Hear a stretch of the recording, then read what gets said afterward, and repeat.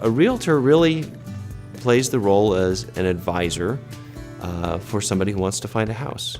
Maybe it's your first home or second home. You want to find something that fits your needs, and a realtor is going to help you identify the best homes in the market.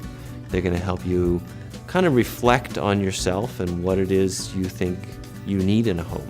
My favorite part of the job is playing that advisor role with somebody and helping them think through their best options.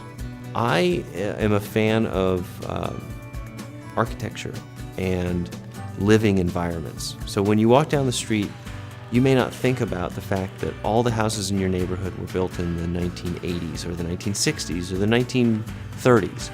But when you think about what that means and what it does walking down a street of homes that were built in the 1920s versus homes built in the 1990s, there's a different feel about your environment. And when people look for a house, they don't always recognize that what they're looking for is an experience of where they live and what they see every day they come out of their house. And so I work with my clients and go through a process of asking them, what's your lifestyle like? What do you like to do? And help them find the right place to live.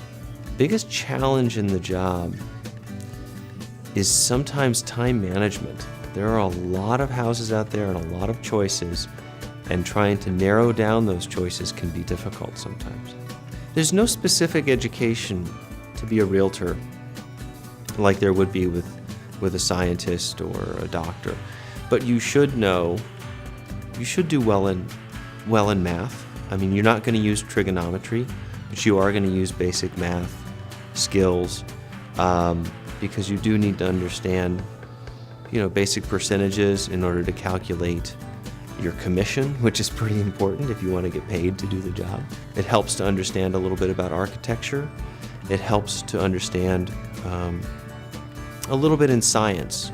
Pay attention in the science classes, because if somebody buying a house wants to know how energy efficient the home is, you want to be able to speak about things like R values, which is a measurement of insulation in a house, or you want to be able to talk about how much energy the home uses in heating and cooling. So you need to be able to pay attention in those classes.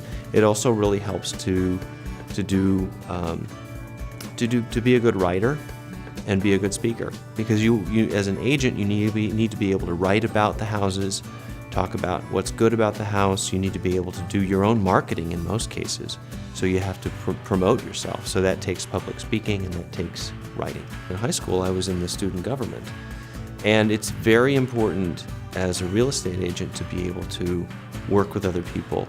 And I don't like the term networking, but to be able to build relationships with people and network with people. And if you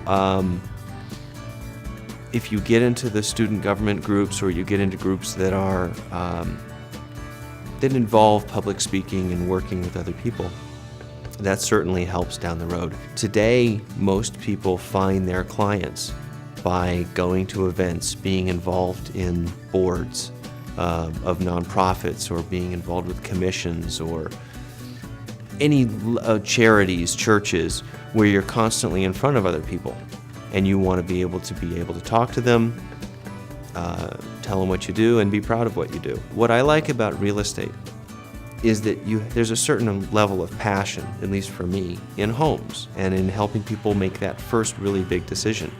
So to be able to do that well, pay attention in science and class and in humanities and the arts and English.